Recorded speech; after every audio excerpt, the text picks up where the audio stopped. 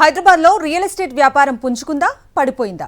గత ప్రభుత్వ హయాంతో పోలిస్తే బాగా పెరిగిందని ఎకరం 177 కోట్ల రూపాయలకు అమ్ముడుపోవటమే నిదర్శనమని చెబుతోంది ప్రభుత్వం. గతంలోనూ ఇలాగే కోట్లు పెట్టుకున్న డిపాజిట్లు కూడా వదిలేసుకున్నారన్నది బీఆర్ఎస్ వాదన. లేదు రెండు సంస్థలపై ఒత్తిడి తెచ్చి హైప్ క్రియేట్ చేసేందుకే ఈ స్థాయి రేట్ ఫిక్స్ చేశారన్నది రియల్ ఎస్టేట్ రంగ నిపుణుల వాదన. హైదరాబాద్లో భూముల విలువ ఎక్కువ అయినా ఏకంగా 177 కోట్లకు కొనుగోలు చేయటం నమ్మదగిన విషయమేనా?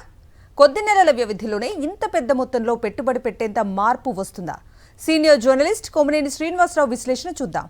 హైదరాబాద్లో ఎకరం 177 కోట్ల రూపాయలకు అమ్ముడుపోయింది. ఇది వినడానికి అత్యంత ఆశ్చర్యం కలిగిస్తుంది. ఇది నిజమా కలయా అన్న సందేహం వస్తుంది. హైదరాబాద్లో భూముల విలువలు అధికంగా ఉండవని కాదు, కానీ ఈ స్థాయిలో భూమి ధర పలుకుతుందా అన్నదే చర్చనీయాంశం. అసలే రియల్ ఎస్టేట్ వ్యాపార లావాదేవీలు ఆశించిన స్థాయిలో లేనప్పుడు ఇంత ధరకు ఒక కంపెనీ కొనుగోలు చేసిందంటే నమ్మశక్యం కాదు. వేలంపాట్లో కొన్నమాట నిజం. కొనుగోలు చేసిన మొత్తం ధరను పూర్తిగా చెల్లిస్తే అప్పుడు ఈ విలువ ధృవీకరణ అవుతుంది. తెలంగాణలో రియల్ ఎస్టేట్ కుదేలైందని, దుష్ప్రచారం జరుగుతోందని, అందులో వాస్తవం లేదని ఐటీ పరిశ్రమల శాఖ మంత్రి దుద్దిళ్ల శ్రీధర్ బాబు అన్నారు. గత ఏడాది సెప్టెంబర్లో 2800 కోట్ల విలువైన ఇళ్ల రిజిస్ట్రేషన్లు జరిగితే ఈ ఏడాది సెప్టెంబర్లో 4800 కోట్ల రూపాయల విలువైన 6512 రిజిస్ట్రేషన్లు జరిగాయని, రియల్ ఎస్టేట్ బాగుందని చెప్పడానికి ఇదే ఆధారమని మంత్రి అభిప్రాయపడ్డారు. కానీ ఎందువల్ల జనాభిప్రాయం అనండి ఎక్కువ మంది బిల్డర్లు, రియల్ ఎస్టేట్ వ్యాపారుల్లో ఆ భావన కలగడం లేదు. ఆర్థిక వ్యవస్థ బాగున్న రోజుల్లో బుక్ అయిన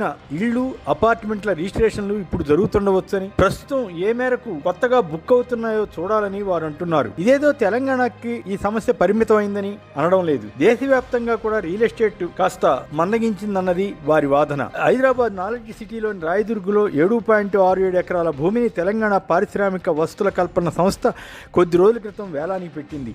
ఈ వేలంలో 12 సంస్థలు పాల్గొన్నాయి. వాటిలో ఎంఎస్ఎన్ రియాలిటీ అనే సంస్థ ఎకరాకు 177 కోట్ల చొప్పున దక్కించుకుంది. తద్వారా సుమారు 1350 కోట్ల రూపాయలు పెట్టుబడి పెడుతోందన్నమాట. మరో 11 ఎకరాల ప్లాట్ను 141.5 కోట్ల రూపాయల చొప్పున 1586 కోట్లకు వేరొక కంపెనీ అయిన ప్రెస్టేజ్ రియాలిటీ సంస్థ దక్కించుకుంది.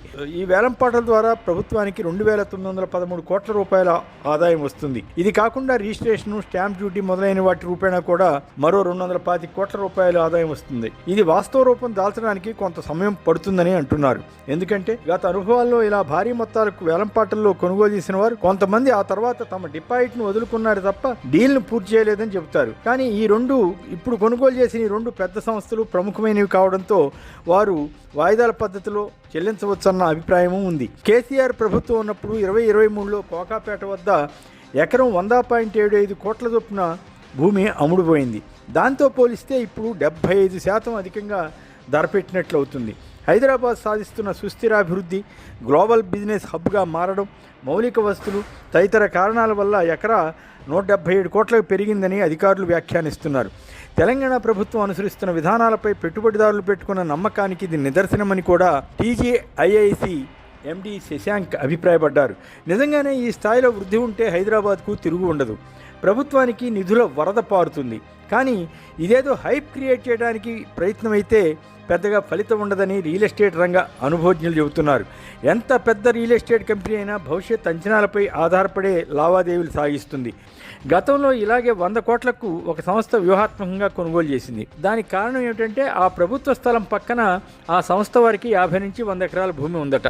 ప్రభుత్వ భూమిని 100 కోట్లకు ఉంటే ఆటోమేటిక్గా తమ భూమి ధర కూడా అదే మాదిరిగా పెరుగుతుందన్న అంచనాతో వేలంలో పాల్గొన్నారట. తదుపరి వేలంలో కొనుగోలు చేసిన భూమికి డబ్బు చెల్లించకుండా డిపాజిట్ వదులుకుందని అప్పట్లో వార్తలు వచ్చాయి. ఇంకో సంగతి గుర్తు చేసుకోవాలి.